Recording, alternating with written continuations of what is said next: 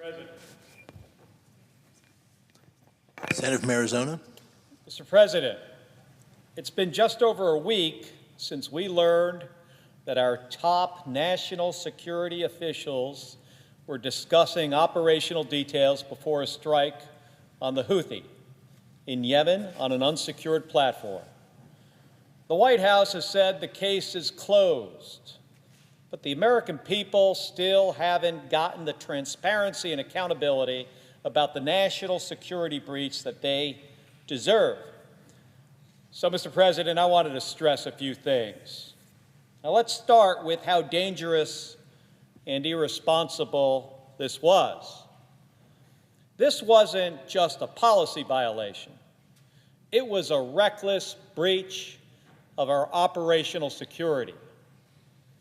The information shared on this unsecured platform is some of the most sensitive information that our military has. We're talking about the time on target, the weapon systems used, and other details about a strike over hostile territory.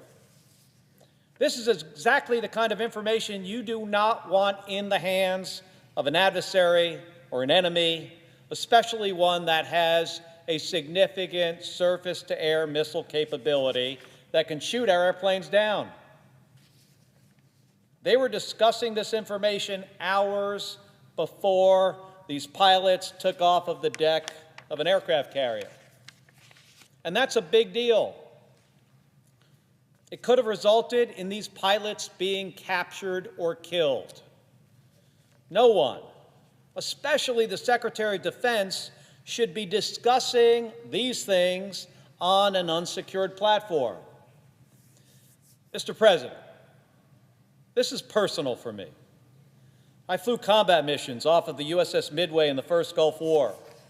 We treated this kind of information like lives depended on it, because they did. I had to walk out to my aircraft on the flight deck of an aircraft carrier dozens of times, often in the middle of the night, to carry out strikes just like this. And if I later found out that the Secretary of Defense had been this reckless with the details of my mission, I would have been pissed off. Look, I use Signal too. It's a good app. I use it to schedule meetings or to say, hey, Senator Schiff, remember that thing we talked about the other day? That thing? We need to talk about that thing again when we get down to the skiff. That's the kind of thing you say on Signal.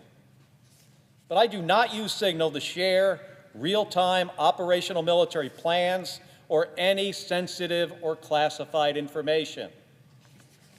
You just don't do that. It's not what the thing is for. And just for a second, just because Signal is encrypted does not make it secure. We know this. And especially when you know that the device you're using it on is vulnerable. These are phones used sometimes during official travel, but also personal phones, often used overseas, exposed to adversaries' Wi-Fi and RF systems, where they can attack these devices. They often also have physical access and other kinds of surveillance. And once an adversary is in, hard to get them out. And if they had access to even one of those phones on this Signal chat, they saw everything. This wasn't just sloppy, it's a national security risk. This kind of breach endangers not just pilots, but also intelligence sources, especially from our allies and their assets who risk their lives to share critical information. It damages our relationships and trust with intelligence partners who now have to worry about whether their information that they're sharing with us is being handled properly. And it could burn sources entirely, meaning that we won't get valuable information anymore, like the location of targets.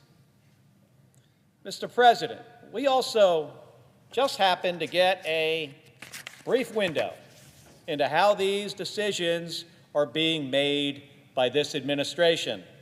And I got to tell you, I wasn't impressed. The Vice President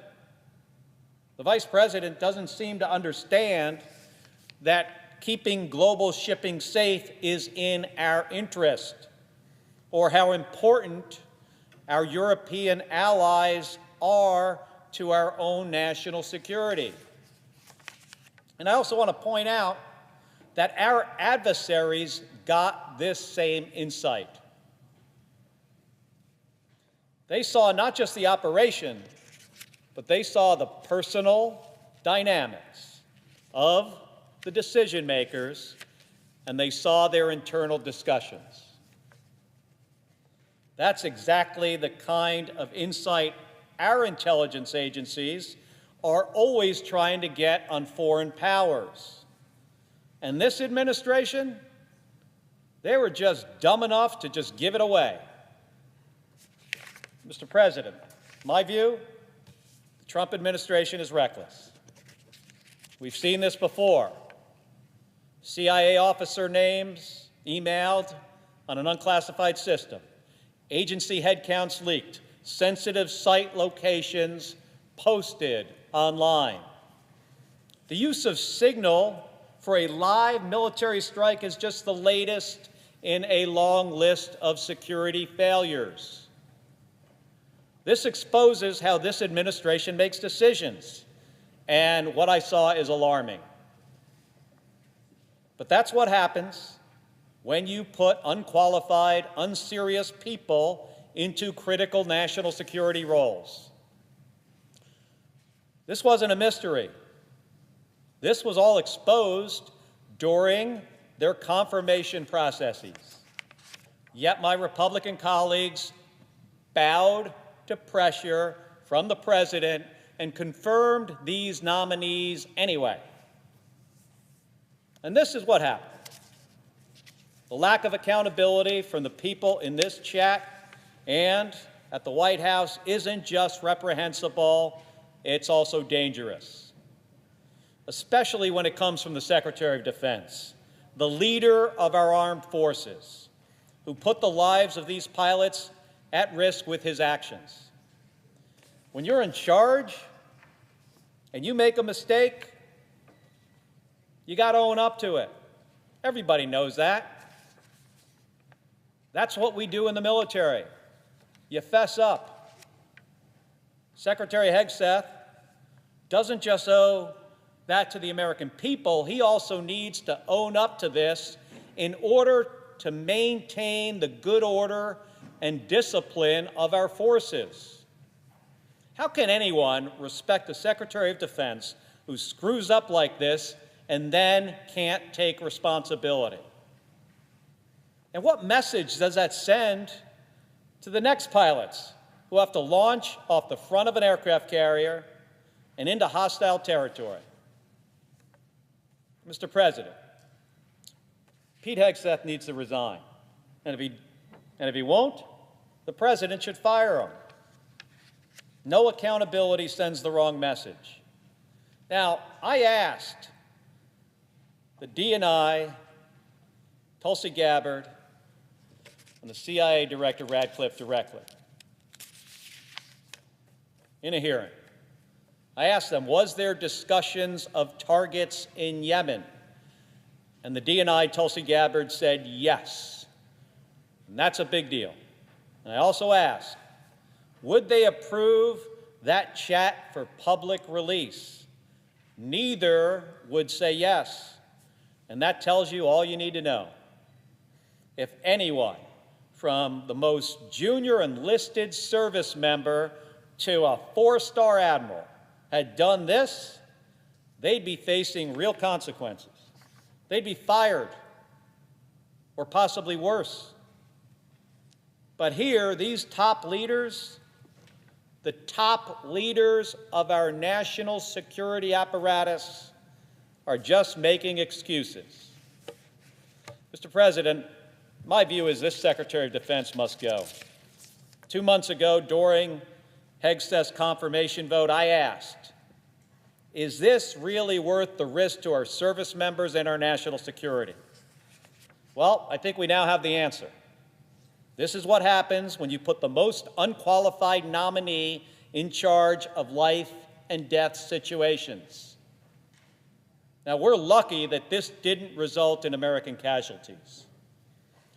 But the fact that it could have, and the fact that he hasn't taken responsibility, makes him unfit to lead. He needs to resign. And again, if he doesn't, the president should fire him. And by the way, yesterday, he fired the wrong guy. The head of the National Security Agency, I think, had broad bipartisan support, in my opinion. He was doing an excellent job. President's confused. And Mr. President, this is the transparency, the kind of transparency and accountability that the American people deserve. This is not about politics. This is about keeping our country safe. Thank you, and I yield the floor.